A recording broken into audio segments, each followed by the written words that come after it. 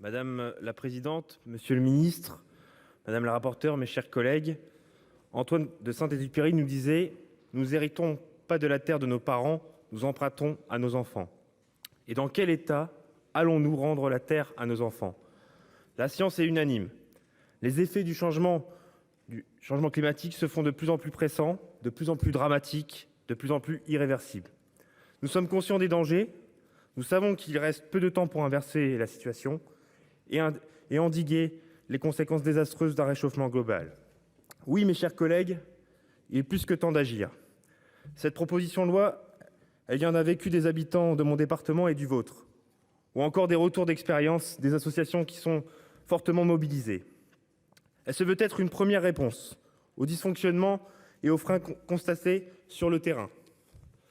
Évidemment, elle n'a pas la prétention de résoudre tous les problèmes de la politique de rénovation énergétique, mais elle permet de traduire un corpus de mesures applicables immédiatement et qui nous permettrait d'avancer concrètement. Et je souhaite exprimer le regret de mon groupe sur le rejet de ce texte en commission, sans avoir même tenté ni proposé de l'amender.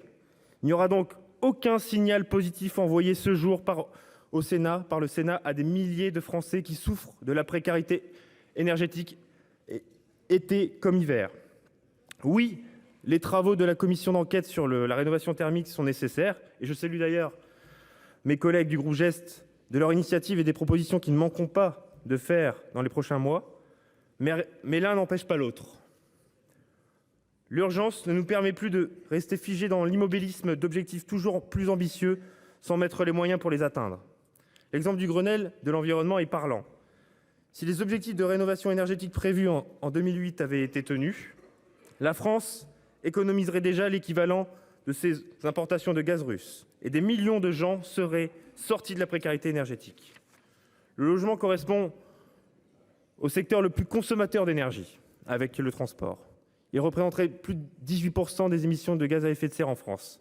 Il correspond d'ailleurs au premier poste des dépenses des ménages. Pourtant, les efforts pour adapter nos logements aux nouveaux défis du siècle restent insuffisants.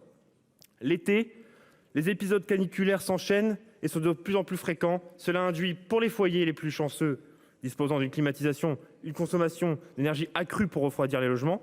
Pour les autres, les températures grimpent très vite à l'intérieur, faute d'isolation efficiente. L'hiver, les 6 millions de passoires thermiques du pays ne permettent pas à leurs occupants de vivre dignement. Qui plus est, dans un contexte en plus d'envolée des prix de l'énergie, les foyers les plus fragiles sont confrontés à un choix cornélien: se priver ou s'endetter pour se chauffer. Et que dire des maladies induites, bronchite à répétition et asthme? Nous sommes donc confrontés à plusieurs enjeux majeurs. D'abord, un enjeu social, en diminuant les dépenses énergétiques des ménages et en améliorant leur confort de vie. Ensuite, un enjeu de santé publique. Et enfin, un enjeu environnemental, en permettant à la France de respecter ses engagements climatiques dans le cadre des accords de Paris.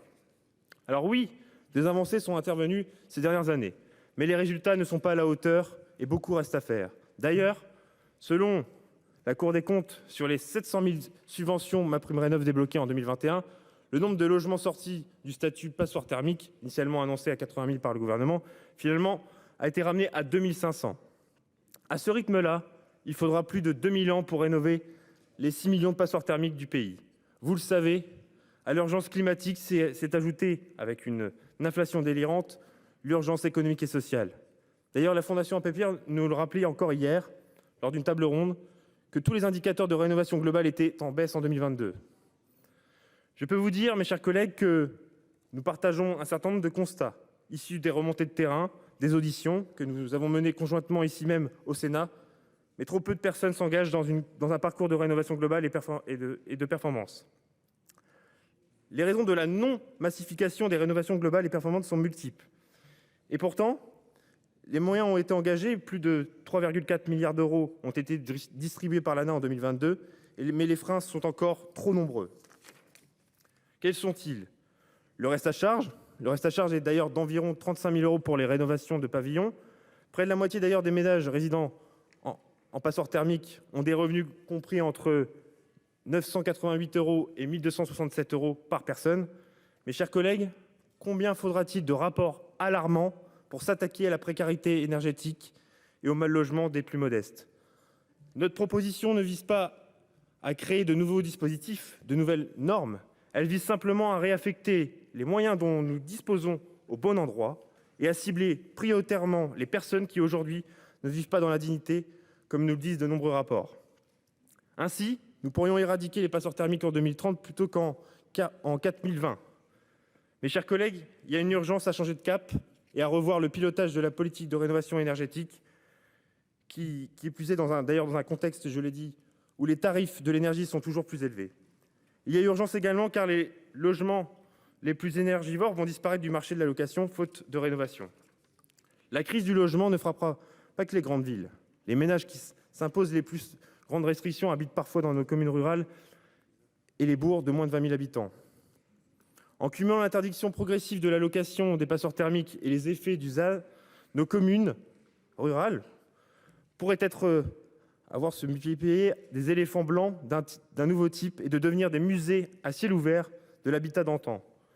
Vous l'aurez compris, il est urgent d'agir, et ce, sans forcément attendre la nouvelle feuille de route du gouvernement. Alors oui, la révision de la stratégie française sur l'énergie et le climat doit être l'occasion de clarifier, monsieur le ministre, dans les prochains mois, les priorités d'action de notre pays, d'établir une stratégie de rénovation des logements et de lutte contre la précarité énergétique plus performante et plus ambitieuse. Mais cela ne nous donne pas le luxe de perdre encore plus de temps, car le terrain, en tout cas sur le terrain, les retombées, on voit que ça ne fonctionne pas bien. J'ai ainsi en tête ce couple de retraités dans mon département de la Somme qui a engagé des travaux de rénovation globale dans son logement. À l'heure où je m'adresse à vous, les travaux sont terminés depuis plusieurs mois. Malheureusement, ce couple n'a toujours pas reçu sa subvention de MaPrimeRénov'. Ils ont dû contracter un prêt à taux de 15% pour pouvoir avancer les travaux et surtout pour être en capacité de continuer à se nourrir.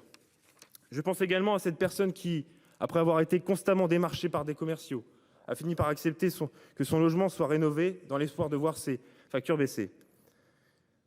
Que ne fut pas son désarroi quand elle s'est rendue compte que les travaux avaient été bâclés, que la société qui avait opéré ne donnait plus de nouvelles et que ses factures n'avaient pas diminué. J'ai également une pensée à toutes celles et ceux qui ont renoncé à effectuer des travaux chez eux parce que les démarches étaient trop compliquées, à tous ces maires aussi qui n'osent pas rénover les logements communaux par la complexité des dispositifs. Pour toutes ces personnes, cette proposition de loi entend recentrer l'effort budgétaire du pays sur les passoires thermiques. Alors avec l'article 1, nous voulons donc un meilleur fléchage des aides publiques vers les travaux de rénovation plus performantes. Nous voulons tout simplement aussi un mécanisme qui permet un reste à charge zéro pour les plus précaires. Sans ce reste à charge zéro, les objectifs de rénovation se mettront en œuvre de manière inégalitaire et ne seront jamais atteints. De toute évidence, la mention du reste à charge minimal obtenu par le Sénat lors de l'examen du projet de loi climat résilience est aujourd'hui sans effet, avec un reste à charge parfois qui peut atteindre 40% pour les plus modestes. Avec l'article 2, nous souhaitons favoriser le aller vers. Le aller vers les personnes en situation de précarité partout sur le territoire, leur assurer un accompagnement gratuit qui se traduit par un montage à la fois technique et financier du projet et qui se poursuit d'ailleurs jusqu'à la fin de leurs travaux. L'article 3, lui, vise à s'adapter aux contraintes des propriétaires occupants en leur permettant de s'engager dans un parcours de rénovation plus incitatif. Enfin, l'article 4 prévoit une adaptation des normes dans les territoires d'outre-mer pour mieux tenir compte des spécificités territoriales. Voilà les propositions que nous défendons pour résorber la précarité énergétique. Voilà comment nous entendons replacer la question sociale dans la transition écologique pour en finir avec la logique objectif trop ambitieux, rétropédalage permanent. Mes chers collègues, l'heure n'est plus au rapport alarmant. L'heure n'est plus au plan de sobriété cosmétique et autres boucliers tarifaires qui n'apportent que des solutions temporaires. L'heure est de passer des paroles aux actes.